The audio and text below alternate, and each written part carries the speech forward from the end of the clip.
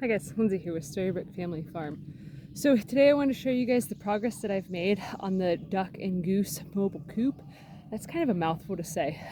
But so yesterday I went to Menards. I got all of the supplies that I needed to get this thing finished up. So that was like 22 by 4s, which I had thought that I probably overbought by, at least 5. And currently right now I'm not completely done and I only have 4 left. So I'm like, ooh, maybe I should have bought a little bit more, but thankfully I at least bought the 20 that I did. So I got some linoleum flooring here. This stuff was like a 6 by 9 foot remnant type thing. It was all pre-rolled up, kind of like how this piece here is, and it was only like 25 bucks or something like that. So that'll actually make it so that the flooring right there is actually like a waterproof surface. For those of you that don't know, ducks and geese, their manure is very, very wet. So the wetness of it actually makes it so that way it's safe to have in your garden directly on your plants, because there's so much moisture in it that it doesn't have high enough of a nitrogen content that it'll like burn the plants like chicken manure will. So that is kind of a nice feature of ducks and geese, but it makes it so any enclosure that you make for them has to be able to handle a lot of moisture. So underneath the linoleum there's actually plywood, which I showed you guys that in a previous video. And I built out all of the walls here. I do have the back wall here that I still need to do. I was actually given a door, so it's just like a regular like a people door for a house with the windows in it and all that. So I'm gonna build the framing for all of that, create like a door jamb type thing for it, and then install the door. And then after I get all that done, then I will be putting OSB plywood type stuff up. The reason I chose OSB was because I went to Menards by myself and we had OSB here. Lifting OSB sheets into a truck by yourself is kind of difficult. The 4 foot by 8 foot sheets, they're just really big, really bulky, and not fun to do as just a person by yourself. So what I'm going to do is, to help with the water issue, I'm going to actually use this roll of linoleum here, which it kind of actually matches the flooring linoleum a little bit. But I'm going to actually come up on the walls, on the outer side of the walls here, so that way the linoleum is from the duck's perspective, it is completely covering the OSB that it's going to be up against on the inside. I did also get paint, so that way I can paint the outside, and I'll probably actually paint the inside too, whatever the flooring doesn't cover. So my plans for today is actually to get this thing finished as much as possible within reason. It's supposed to get really hot today. It's already pretty stinking warm and it's only like 10 o'clock in the morning. So originally with the roof, I was going to make it so that way it's slanted towards the front, so that way it gave it better aerodynamics for any time that we're going to be moving this thing.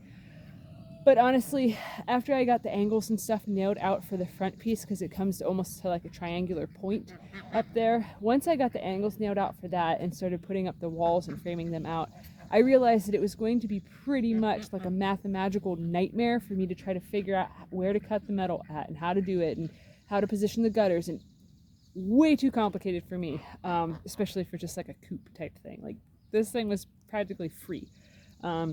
So what I'm going to do is I'm actually going to have it so the roof slants from one side to the other, so that way it'll make it a lot easier for rainwater catchment on there, because at the front of this trailer, which I'll show you guys here, this space up in here that I did not put walls around, I actually have one of them like 55-gallon blue barrel, rain barrel type things. It's already fully set up for rainwater catchment because I used to use that exact same barrel when we lived in town. So I'm familiar with, setting up the gutters and making it drain and doing all the things. So the reason that we're doing that is because whenever we have our future property, we want to be able to actually move this coop around. So then that way the ducks and the geese, or whatever birds we have in this coop space, can actually rotationally graze, help with mowing the grass, help with, getting bugs out of areas, and, that sort of a thing. So we want it to be able to be that it can be a self-contained thing, where it can create all of its own water, or at least the majority of it, because there's nothing worse than having a coop, 500 feet from a hose and then having to carry buckets of water or drag water. Moving water around is not a fun thing to do. So actually our plans are for every coop or animal shelter or anything like that moving forward, we actually plan on trying to make it somewhat mobile, because we do want to move from this place. This way we can literally just take all of our animal housing with us within reason. I'm not going to put a barn on wheels, that'd be kind of crazy. I'd probably have to get a semi-truck trailer for that, but which actually, if somebody was moving around a lot, that would probably make sense to do. But anyways, we are not into being nomads, so this thing is going to be really nice once it's all said and done. And for those of you that are wondering for ventilation, I do have some metal grating that was given to me that I'm going to basically put it at probably chest high. The walls here are actually a little over 6 foot high. I wanted to make it so that way no matter what this space transformed into being in the future, that all of us could easily walk through there without having to, you know, cower our heads down a bunch. And then we could also make a bunch of perches and stuff if this ends up being for chickens or for turkeys.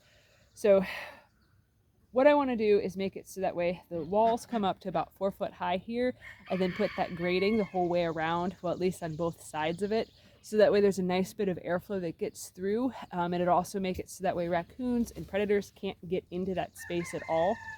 And then in the wintertime, what we can do is we can just throw plastic over top of it, or I can just slap some OSB up against it so that way they are protected from the cold weather. So I'm going to cut this off here because I actually have the ducks and geese free ranging in the yard right now, so that way I can work in here. And honestly, it's kind of a little stressful watching them all trying to figure out the world outside of a pen, and watching the turkeys chase them around a bunch. Definitely want to get this done before they realize that right by the road is a whole bunch of water in our ditch, and I don't want them to be playing in it. So anyways, if you guys are enjoying videos like this, please give this video a thumbs up. Share it with your friends on social media. If you haven't already, please subscribe to help us grow. We'd greatly appreciate it. All right, thanks for watching. Have a good one, guys.